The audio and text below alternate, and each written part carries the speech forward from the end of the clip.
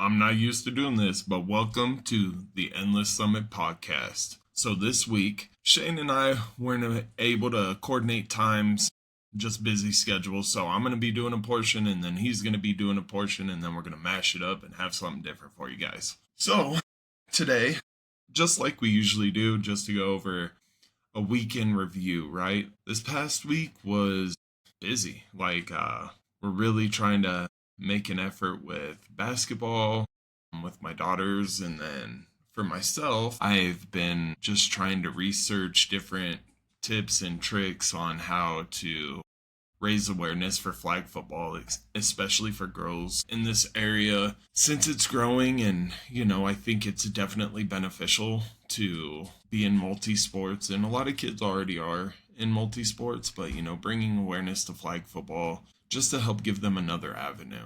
And so just been looking into that. And then I have also been, let's see, um, I possibly have a new client for my personal training side of my business. So that'll be cool. He was my very first client that I had when I started personal training at Vasa. So we have a built up connection, and I really want to help him achieve all of his goals. So that'll be interesting to see, if he joins, and it sounds like he's a go. So it'll be interesting adding another one to my schedule, which is pretty crazy as it is, but this is what I love doing. So I want to try and build as much as possible for Elevate and keep moving forward. I want to work with adults.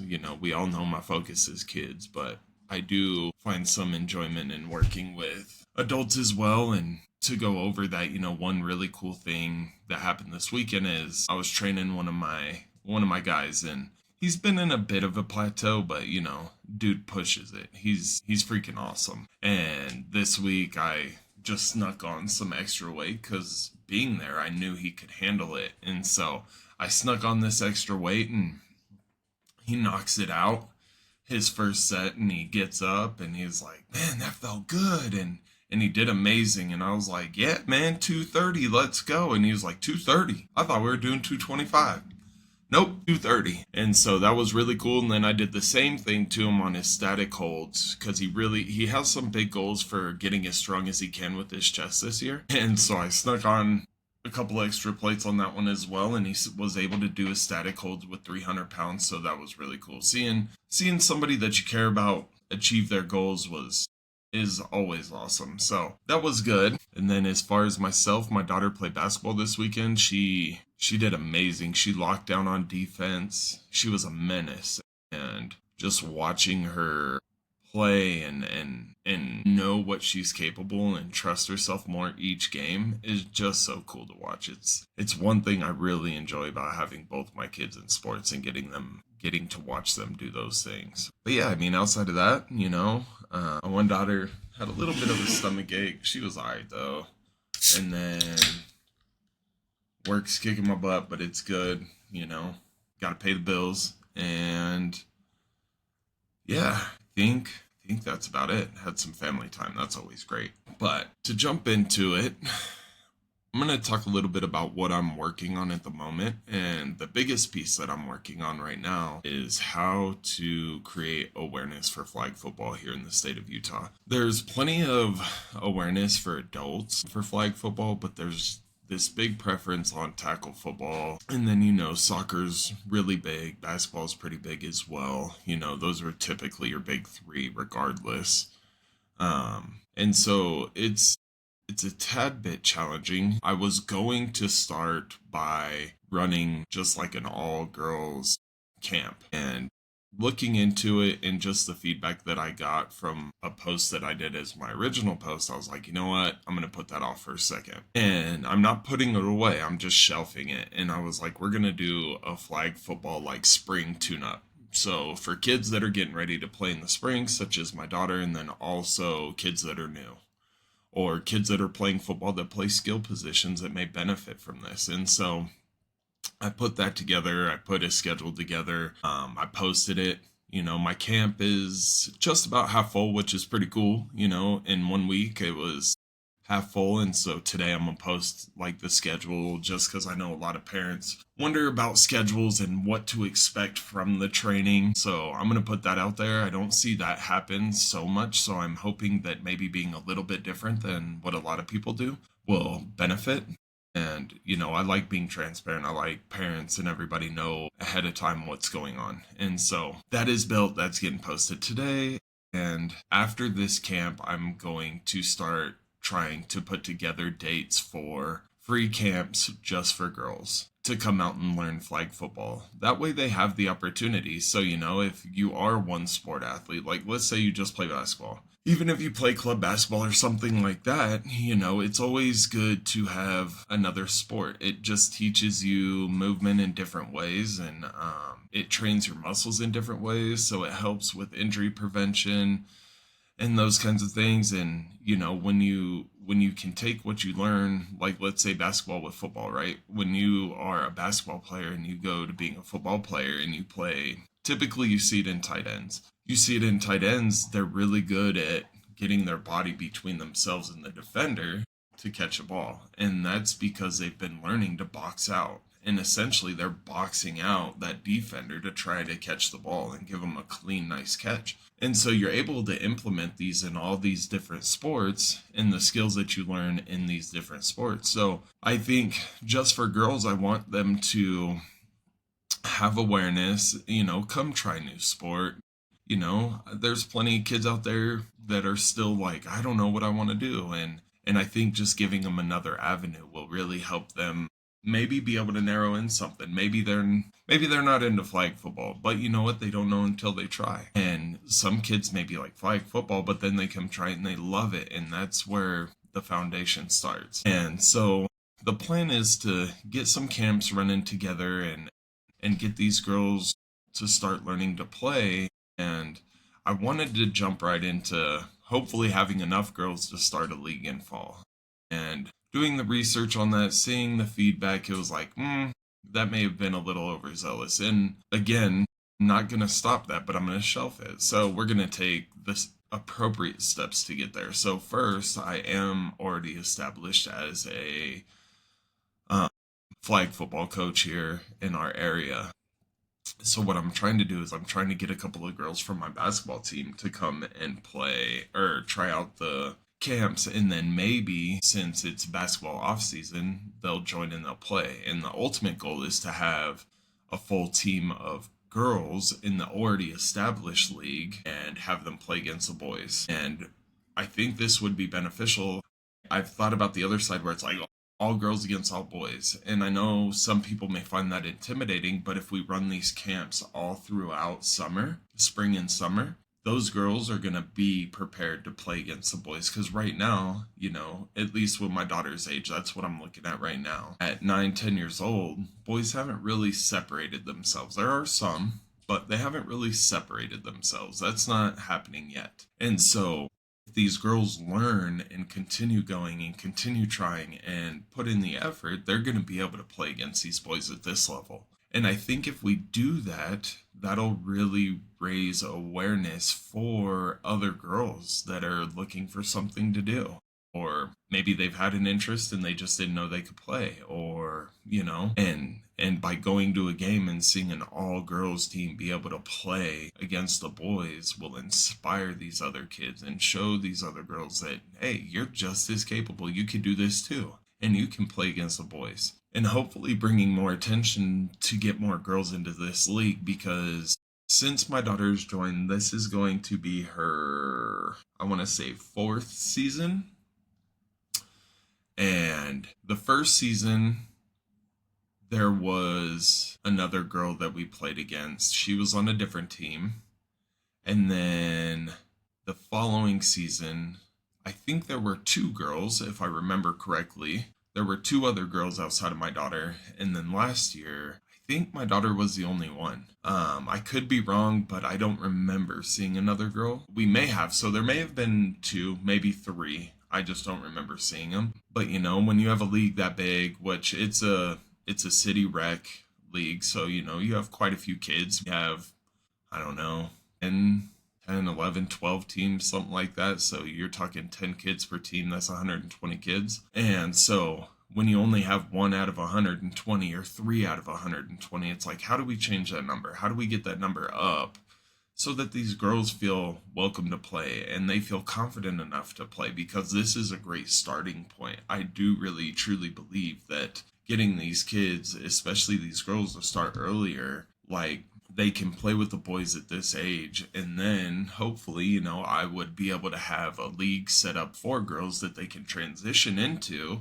and then they can play at a higher level or a more competitive level against other females to just have them ready. We don't know where things are going to go. I know that states around Utah have high school girls teams already. I know there's club teams. I know there's travel teams all around us. I joined this girls flag football page on Facebook, and it's pretty dang big on the East Coast. I always see posts on the East Coast.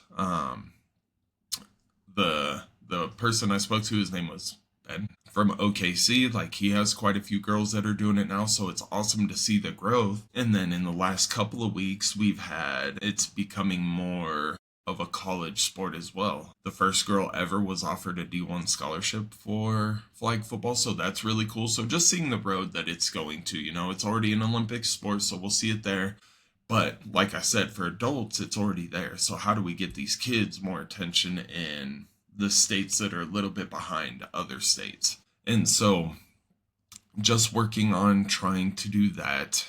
And I think that's my biggest thing right now. Like, that's what, outside of Elevate and my family, that is what I want to build the most. I want to have, I don't know, Utah Girls Flag League presented by Elevate Youth Coaching. Really want to develop something for girls to have more opportunities in the future. And I think it's coming, and I think it's already started. I mean, if you watched anything with the NFL this week, they had the high school boys player of the year, who was amazing. He made one of the greatest sketches you'll ever see. And then you had the girl, she was the player of the year, and it was just awesome to see that they got that recognition. So I think, they're doing a really good job at growing it. I just want to help that growth here in Utah, and specifically in this area. So that's what we're working on now.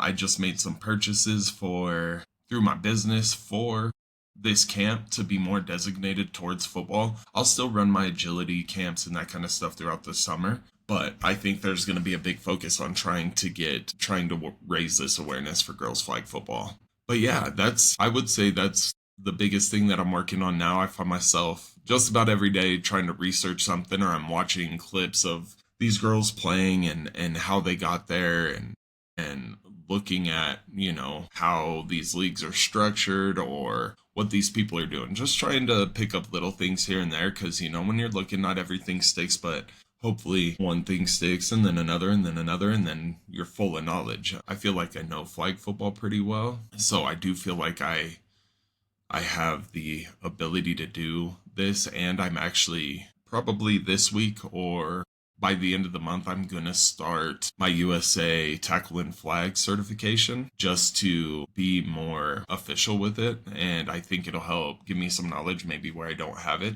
I'm always willing to learn and grow.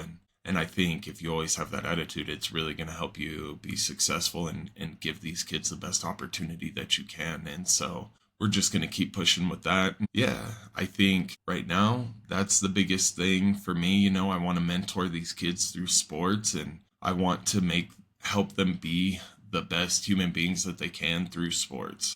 Shane is more on the life coaching side, and I'm more on that youth mentorship, athletic sports coach side. And I want to help these kids grow as much as they possibly can and get the best that they can, at these younger ages. That's just a passion of mine. I want my daughter to know, like, hey, I did everything I could, and I have no regrets. I did everything that I could, and I want that for every kid. So we're going to keep working on that.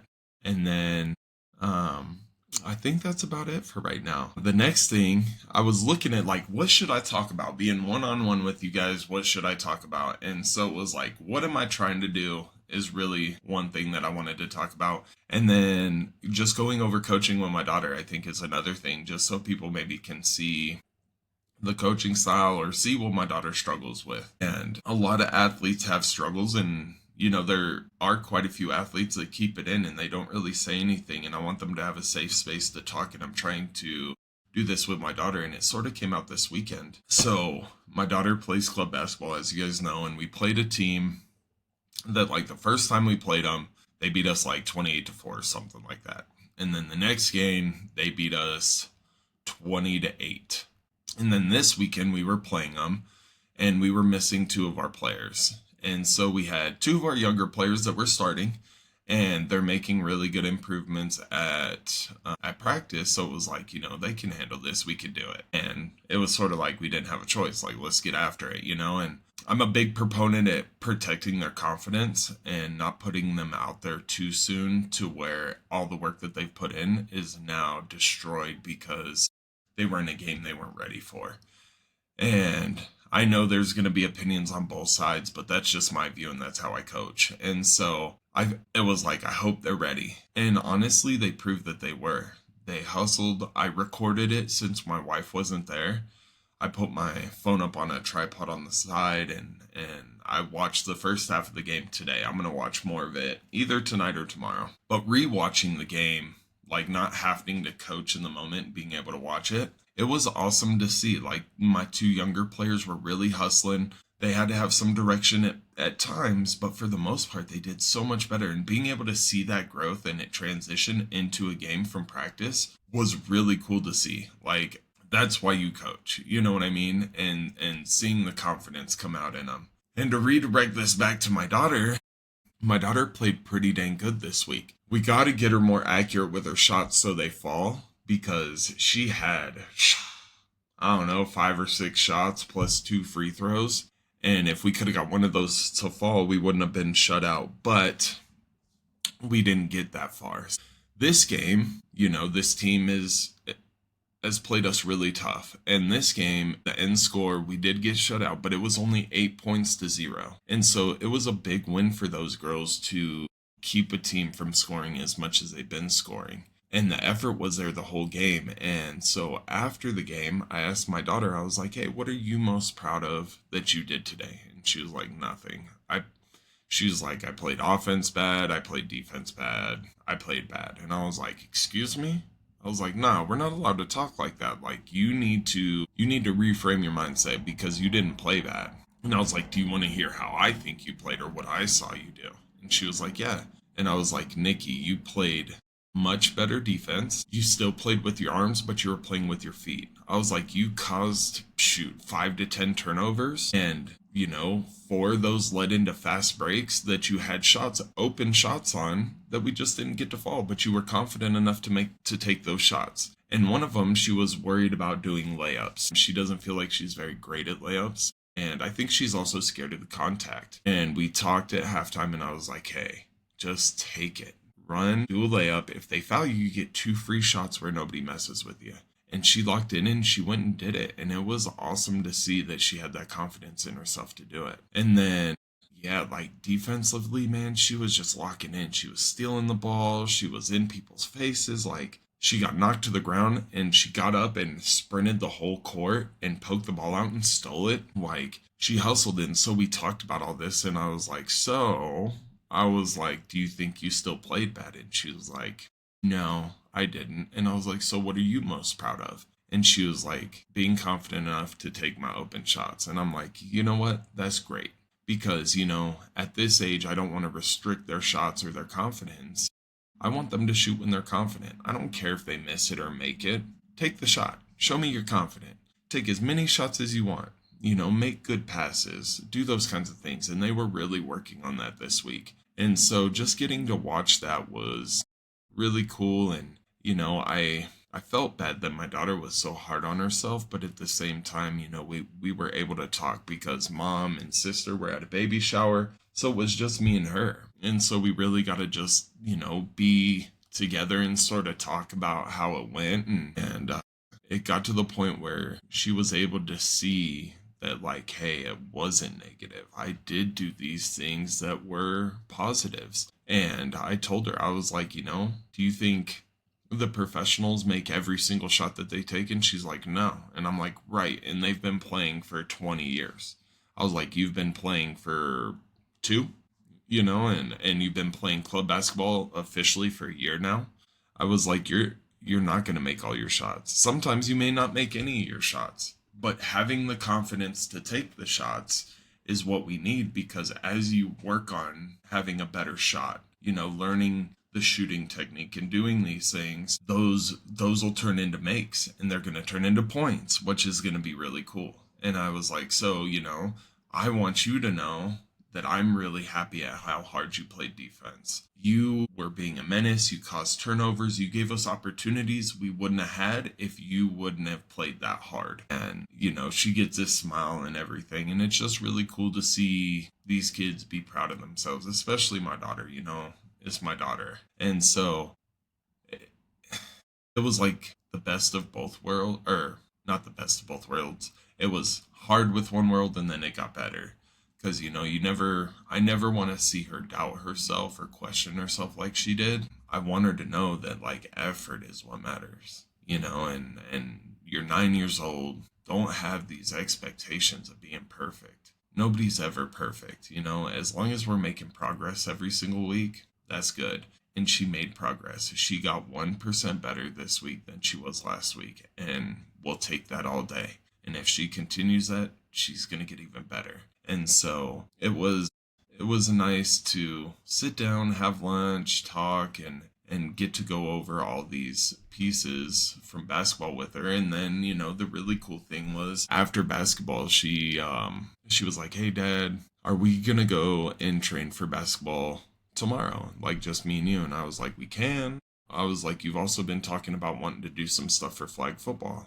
And she was like, "Yeah, let's go do that." Because Friday we went and we got her some new cleats and a new mouth guard, and she got some new shorts and some sunglasses, and gloves. And so she wanted to go and work on catching and then work on running. She wants to get faster. She wants to be more agile. So we ran some sprints and did a couple of different things that she wasn't used to, but like, it's improving. Like, you see her improving. Like, if I were to show you this, her doing these exact things back in, let's say, August, before flag football started the last season, you would have been like, what? And so it was really cool to see the improvement that she made. And then we ran like drills that were new to her and stuff she hasn't done before. Because last year she ran majority at rusher, but her second, probably 50% of the time, she ran running back. And she struggled at first, but then as she built her confidence, she did really good. She had multiple big runs. She had multiple 70-plus-yard touchdown runs. And so it was like, all right, she could do this. And so I think she believes that she could do it now. And so she was like, "Dad, how can we do this?" So we went over a couple of drills. I did some research. I didn't play running back.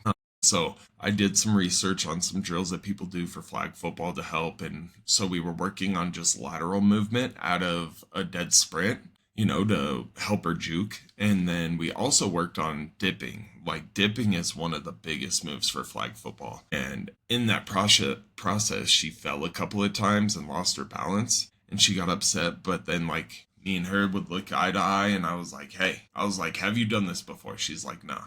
And I was like, "So are we upset that we fell?" And she was like, "No." And I was like, "That's right. We're learning. It's always hard when we first start learning, but it's going to get easier the more we do it." And she was like, "You're right. Can we do it again?" "Yep, let's go." And so we ran through those quite a bit. And then we just started throwing the football around, and she's doing good with that. She still struggles with like catching it while she's running or jogging, but she's actually going for it. She used to stop and like the ball would have to come to her for her to even try. And now, like, if the ball's out a little bit, she'll put her hands out to try to grab it. And so it's like, all right, we're making progress. Baby steps, we'll get there. Eventually, she'll be able to grab it, catch it, grab it, catch it. And so we're just going to continue to gradually work on that, since flag football is going to start here in April. So, we have our flag football camp that's coming up on the 27th. It's a 2-hour camp. So we could go through offense, we could go through defense, we can run a scrimmage. If we only have the 10 kids, we'll do 5-on-5, but I'm hoping to get up to 20 because then we can run 7-on-7. And that's what our league runs. It runs 7-on-7. And so I think it'd just be really cool exposure. Get the parents there where it's like not the actual league. They can just sit there and enjoy their kids and cheer them on. And they're not yelling at refs and all that kind of stuff. And just have fun with it. Build that fun in those kids for that. And so, I'm hoping that, with Nikki continuing to improve, she could really be a leader at these camps and, maybe also influence some girls like, hey, I do this, you can do this. You know what I mean? And I think with them seeing, like I'm going to eventually post this video, but, I took some videos of her training and I got the videos of her falling. And we're going to post those because I want people to know, like, this is what happens and it's okay. You know what I mean? Like, even for me, I was training in the gym and I don't know, this is when I was trying to get up like over 350 and I had 315 and I had like exhausted myself and I couldn't get it off my chest. And I wasn't embarrassed. I wasn't upset. It was just like, hey, somebody here to help me, because I wasn't panicking. Like, I was okay. But, somebody walked over, they helped me get it up and they're like, you good? And I'm like, yeah, man, it happens. You know what I mean? Like, I'm not going to know unless I do it. And so it's just like, I like seeing that in her as well. Like, hey, we fell, we're going to get back up. That's the most important part, is if we fall, we get back up, because that is a part of the process. We are never going to be perfect and we can always strive to be better. And so, yeah, I think that'll be really good to see her, making these mistakes, growing from these mistakes. And then she can also look back and be like, hey, this is where I was and look at where I'm at now. You know what I mean? And so that's been my 2 weeks. That's what I'm really working on and what I'm working towards. And we're going to see what comes up this week. There's no sports because it's Valentine's weekend. So, we'll spend some time, got to make sure the girls are taken care of. So we'll do that. But, outside of that, I think that's all I have for you guys in my portion. I appreciate you guys coming through as always. And if you ever have any questions or you guys have tips or tricks, please leave them. Let me know. I'm always willing to learn. If you guys know of anything, resources, anything like that, hit me up. Let me know. And if you guys need anything, you always know. Hit me up. I'm always happy to help. But, I think outside of that, I'm good to go for today. Yeah, let's just all make a goal. Let's try to be positive this next week. I've been working on myself, trying to have some goals going into the next week, being more positive. I'm going to take X amount of time for myself. Let's make a goal together this week and let's just try to have a positive mindset. Let's not let one thing ruin our whole week. You guys got this. Sometimes it can be hard and, we got to sort of just face that and, hey, it's all right. I'm okay. I'm going to get through this. And even that's a positive mindset, even in a hard time. Like, I got this. I can get through this. And so, yeah, I think that's it. I appreciate y'all coming through. I hope you guys have a great weekend. We will see you next time. Shane won't be with me. I'm going to bring my wife on. We're going to see what it's like to be a coach's wife. So I will see you guys next week. And I hope you guys enjoyed this split episode. All right. See ya. Hey guys, welcome to the second half of this podcast. As Brett mentioned, we were a little bit scheduling conflict this week, so we decided to split it in half and each do our own sort of recording. And which was nice, actually, listening to Brett's. Him and I are on the same wavelength this week, which is really, really interesting and kind of funny. So hoping to keep that momentum going. What I have in mind is just reading off a portion of a script from one of my favorite movies and also one of the most motivating speeches you could ever read and listen to, and talking about just what motivates you and what you should be appreciative of. So yeah, to also reflect on the week, it was a very good week. My weeks are very boring. There's not a lot that I do throughout the week, which is fine. I'm not ragging on that at all. Just not a lot of interesting things, which is kind of what I've been looking for as of late. But it's still a good week. Still learned a lot. Still adjusting to the job. It's weird that I'm 3 months into it now, and it feels like I've been into it a lot longer. But yeah, learning a lot, starting to network around and meet a lot of different people in the company. And it's just making me feel grateful. I'm very happy where I'm at, and it feels like I made the right decision. And I'm glad that it's working out the way it is. So we'll see what happens in the next few months. Just gonna keep my head down and keep working hard and keep meeting people that I should meet or would want to meet and learn from them and building those relationships and just keep getting better. So that is the goal. It's always the goal. So to get started into the speech, it's one of my favorite speeches of all time. I've just reflected back on this time and time again. It's from the last Rocky movie that came out. So it's Total Rocky in the Ring since 2003. So at least the website I'm pulling the script from, but it's the last Rocky movie. And it's when he's talking to his son. So I'm going to read the script, reflect on it, get you pumped up, and then talk about some other things about being grateful, gifts, talents, all that other wonderful things we should be appreciative of. So you ain't going to believe this, but you used to fit right here. And I'd hold you up and say to your mother, this kid's going to be the best kid in the world. This kid's going to be somebody better than anybody I ever knew. And you grew up good and wonderful, and it was great just watching you every day was a privilege. Then the time came for you to be your own man, then take on the world, and you did. But somewhere along the line, you changed, and you stopped being you. You let people stick a finger in your face and tell you you're no good. And when things got hard, you started looking for something to blame, like a big shadow. This is my favorite part. Let me tell you something you already know. The world ain't all sunshine and rainbows. It's a very mean and nasty place, and I don't care how tough you are, it will beat you to your knees and keep you there permanently if you let it. You, me, or nobody hits as hard as life, but it ain't about how hard you hit. It's about how hard you get hit and keep moving forward. How much you can take and keep moving forward. That's how winning is done. Now, if you know what you're worth, go out and get what you're worth. But you got to be willing to take the hits and not be pointing fingers saying you ain't where you want to be because of him or her or anybody. Cowards do that, and that ain't you. You're better than that. And he goes on to say, I'm always going to love you no matter what happens. You're my son and you're my blood. You're the best thing in my life. But until you start believing in yourself, you ain't going to have a life. And that just, every time I read it, I just get goosebumps. Obviously, this was written for more than just his son, but gosh, like this just hits hard, especially with whenever I read like how much you can take, keep moving forward. This is how winning is done. Now, if you know your worth, go out and get what you're worth, but you got to be willing to take the hits and not be pointing fingers. Like all of that is just, it's relatable. Like I try to keep that in mind with everything that I do. Whenever things don't work out for me, whenever things are just hard, like when I'm struggling and I'm dealing with all of these different detours or just inconveniences, it can be easy to blame others, to blame the situation, to blame whatever you want to blame, whatever comes to mind, right?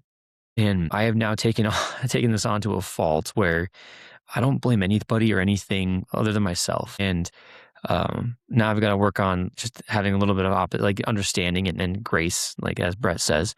But I have taken this to heart where I don't point fingers when things go wrong, and it's easy to point out like others' flaws or others' situations in your situation and maybe why you're being held back or why aren't things working out for you. It's easy to just kind of look the other way and just think that woe is me, right?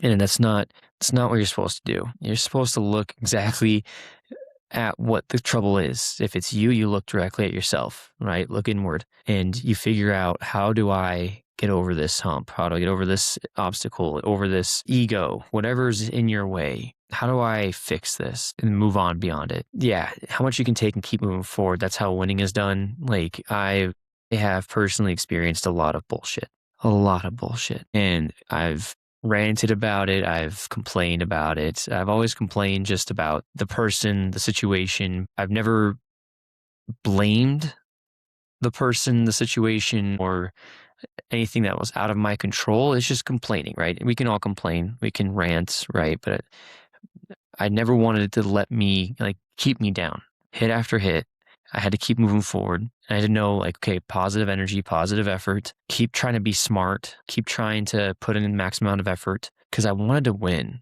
I wanted to win so badly. And they did get to a point where I felt stuck, like things weren't working out at all the way that I had hoped. And I was getting beat up left and right. For instance, job interviews. I had been looking for 2 years trying to find a new job and nothing was working out. Granted, I was applying this last year before I got the new job, I was applying to jobs daily, as many as I could find that worked. I wasn't just applying to anything and everything. I was trying to find jobs that were a good fit and being very intentional because I wanted to make sure that the interviews would work out. I wasn't going to just apply to a job and then all of a sudden on a whim forget about what the job was and not interview well, but very intentional. But I just kept getting sidestepped or rejected, and it really discouraged me. I mean, I was at a point where I thought that life was basically just putting me in this box for good. Like, this is my coffin, essentially. And I was almost getting ready to accept that. But then things just kind of started working out, and got some interviews, nailed those interviews, prepared for them as much as I could, and I got my foot in the door. But before that moment, man, I was going crazy. I really blamed myself, thought I was the issue, blamed all my decisions before that moment, even like from 10 years ago. Just really was starting to kind of I was taking too much accountability for things that I shouldn't have taken accountability for those moments, but it ended up working out. So taking the hit after hit, and I kept thinking about this quote, or this scene, I guess, and this script: hit after hit, keep moving forward, hit after hit, keep moving forward. I wanted to get back up again. And that's where I had to believe I had to get back up again. Like, I'm telling you, I was so mentally burnt out and emotionally numb. Like, I'm feeling a bit more normal now. I had to detach myself from everything that I was feeling, from the misery that I was feeling from work, and being a little dramatic because I'm an emotional person, totally fine admitting that. But at the same time, I thought that I didn't have anything better going for me. And so I was ready to accept that this was my fate, right? Because such is life. There's a lot of things happen to people where they're stuck with where they're at. And that's where I'm like, okay, this is where I'm stuck with where I'm at. Now, that's totally against everything that I believe in and think about. But just in those moments when you're at your lowest, you might as well just like roll over, right? But I'm here to tell you, don't do that. I'm here to tell you, keep pushing. Just keep pushing. It sucks. It sucks like a mother, but it sucks. You just got to keep going, right? And this is where the next line. Now, if you know what you're worth, go out and get what you're worth. I know that I'm worth a lot. I'm get what I'm worth. That was motivating to me too. And you got to be willing to take the hits. So I just kept having that in the back of my mind, that every time I'm down, I got to get back up again. Now I'm taking hits in a different way, and it's fun. I'm enjoying these hits a lot better than I did before, and I'm growing and I'm learning and I'm experiencing a different side of the career path. And it's been fun. So I really encourage everybody. And honestly, like, if you're ever wanting to make a decision to change a career path or learn something new, of course, you got to take that chance, take that leap, put yourself out there, do it scared. That's another quote that keeps popping to mind too, is do it scared. So yeah, that's just use that quote, use this script, reread this time and time again when you need it, when you're feeling low, when you feel like there's no way out. Just keep reading this and keep trying, keep trying. 2 years of rejections, like just a lot of interviews, a lot of potential success that would have made it, but I was like, no. Even though the ones that could have made it, I turned those down. So I had a few that seemed highly likely that would have been hired, but I, for some reason, just didn't feel right. And with this current position, it just felt right, and it worked out. So, stars aligned for me in that moment. And I hope they keep aligning for me in the future too. But I'm going to keep working hard, which rolls into this next conversation of gifts and what you're born with and what you should be grateful for. So you were born with a special gift or a talent. Everybody has a special gift or a talent. Not all are the same. Not all are seen. Could be mental, could be spiritual. But everybody has a gift. And you might envy others and what their gifts are. Others are going to envy you and what your gifts are. It doesn't mean that you can't attain them. You can work towards those gifts. You can have them. There might always be weaknesses, but you can always work on your weaknesses. That way it might feel like a strength later on. But be appreciative of what you have. Be thankful for the gift that life gave you. Use that gift as often as you can. Use it to be your strength, but also keep in mind that there's a lot of other skills or gifts that you can attain to make you even feel more appreciative or well-rounded. I came up with this acronym ARC a little bit ago to remind myself of what's important to me. Ability, relationships, communication, and consistency. Those are important. I'm always accountable, whether I'm holding myself accountable or I'm going to hold others accountable. I care about relationships. I care about people. I care about communication, because communication is always the Achilles heel to any successful plan or relationship or accountability. And then consistency.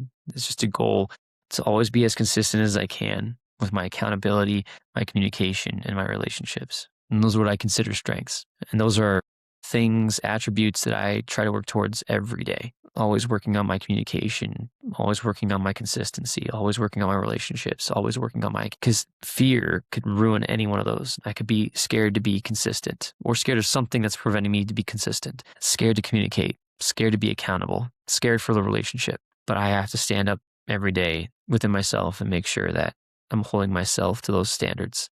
I'm making those skills strengths. I am more of a soft skill kind of guy. I'm not going to lie. Yeah, you might have already noticed that. But to me, those are what's important. I think it's awesome that other people can physically build things or compute, build code, engineer, architect, whatever the case is. Like, I love that. I do love building too. I like building in my own way. But soft skills to me are what's really important is just connecting with people, connecting with myself, because I believe that there's a deeper level to humanity when you help one person. It's the ripple effect. And how can I be the best version of myself so that I can show up every day and help others be the best version of themselves, right? It's just little things here and there that I like to try to pick up on and set an example. But whatever that natural gift is for you, use it as often as possible. We'll discourage you. Don't let others get in the way. And then whatever you feel like is a weakness, work on that weakness. It's not the end all be all if it is a weakness, though. Don't say I wish. Don't say I want. Just say I will. I will work on this. I will be better. I will win. Not a lot of people have awareness either. I think that's another strength that someone could have. I think awareness is incredibly important. Having awareness of self and awareness of others to notice things.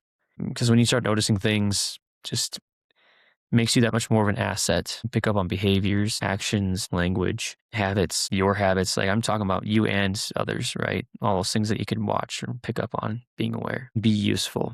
Be an asset. Use your strengths and your talents to be an asset, to be useful, to help, to build, protect, whatever the case is. Be grateful for them. So it's the legacy that you leave. Use those strengths to leave a legacy so that you can encourage others to use their strengths and so on and so forth. Set the example. Be the person you want to be, make the right decisions, and be proud of yourself while also being humble. It's a dichotomy, always a dichotomy. As Brett mentioned, it'll be him and his wife next weekend. I will be out of the country, and so we'll follow up with you together when I'm back. I hope you guys enjoyed this duplicate episode, split episode, I guess, and we'll see you guys later. Have a great rest of your week.